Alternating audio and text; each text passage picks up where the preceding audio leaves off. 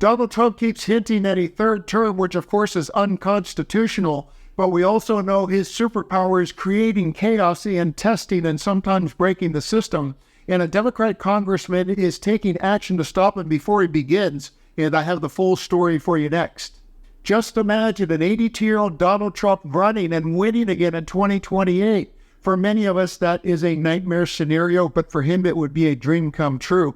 Have a look at his frequent hints of the possibility, and on the other side, I'll reveal the proactive effort to stop him in a breakdown of why Trump sometimes plays that middle ground that you will see. You know that thing when he keeps people guessing if he's joking or being serious? Have a look and decide for yourself if he's kidding. I don't know. Are we going to be considered three-term or two-term? You tell me. Ronnie, what do you think? And then after that, we'll go for another 4 years because, you know what, they spied on my campaign. We should get a redo of 4 years. We got it really rocking. We're looking good. We're looking good for another 4 years, and then we got it. And what I'll say is I have a certain group of reporters that say we're looking good for another 4 years, and then if we want to, another 4, maybe another 5. And they go crazy. Just watch out, Bill Maher. He goes and looks at somebody like that. He goes, you know he's going to win, don't you? To some idiot that he's interviewing. He says, you know he's going to win. No, I think we can. You know he's going to win. And you know he's not leaving, don't you? And the guy's going, what do you mean? He's not leaving. He's not leaving after. And I thought he was kidding. He's been serious. So, did anybody ever see the Time magazine where we have it 2020, 2024, 2028, 2032? In other words, you know. So after watching that montage, what do you think? Is Trump kidding about serving a third term? I would say no, definitely not, because frequency is one of his tells. If he says something over and over again, you know it's on his mind, and he's already thinking about dismantling whatever the obstacle is that's in his way. In this case, it is the 22nd Amendment, but there's a congressman who wants to put an additional obstacle in Trump's way. Enter Dan Goodman of New York. Donald Trump's personal revenge tour and his authoritarian rhetoric, there's a real danger that the basic foundations of our government are going to be destroyed. Well, it brings us to our resolution, and I do want to just say, I realize that you have concerns, Congressman, but we haven't seen any formal proposals on that front. He's not in office yet. We're ready for whatever happens. But you're up with a resolution to make sure that he only serves one more term.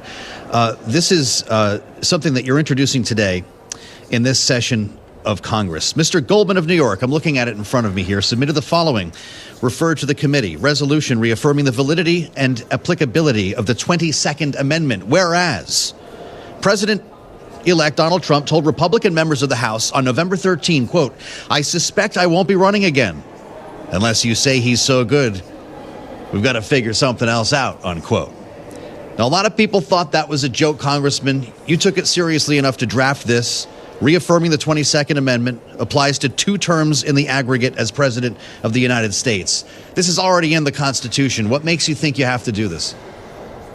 Well, I've been following Donald Trump very closely for the last 5 years, Joe. As you know, I was the lead counsel on his first impeachment investigation. And I know how he operates. And how he operates is by floating trial balloons that he often claims are jokes. But he's very serious about it. And he's been talking about staying on past this next term for years. He's made numerous references to it. And the way that he operates is that things start as a joke, then they become normalized, and then he tries to do them. And so this is simply just to call on Congress to reaffirm that the 22nd Amendment, as it clearly states, applies to Donald Trump and non-consecutive terms, 2 terms in the aggregate. It is plainly written in the Constitution, but there is enough talk about it from Donald Trump, from others who support him. Lauren Boebert made a reference to it last week. There's enough talk about it that it is imperative that we very immediately and very clearly stand up and say, This is what the Constitution says. Republicans in Congress, are you for the Constitution or are you against the Constitution? It should be very easy for them because it is very simply what the Constitution says. But unfortunately, if Donald Trump does not believe in the Constitution, all too often Republicans in Congress go along with them. And if that is the case for the next 4 years, our Constitution will be sorely undermined. There are those who say this is nothing to worry about. This is a nothing burger. It's just Trump being Trump, and the Constitution is the Constitution. But I want to put it past him to test it to satisfy his power-hungry soul because, one, he's unconventional and he doesn't stand on tradition. And I think he gets some kind of perverse thrill over bending the system to his will. Two, he has the Republican Party on a string, and with the three branches of government on his side, now would be the best time to put something constitutional to the test.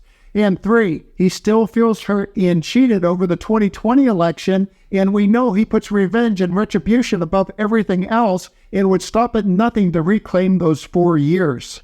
And here's the plot twist you probably didn't see coming. Let's say Trump was successful in overcoming the 22nd Amendment. I know not something we want to see happen, but that would mean another person would be eligible for a third term. And wouldn't it be fun to see this man given the task to tell Donald Trump, you're fired, and end his reign over the destruction of our democracy? We do not need 4 more years of bluster and bumbling and chaos. We have seen that movie before, and we all know that the sequel is usually worse.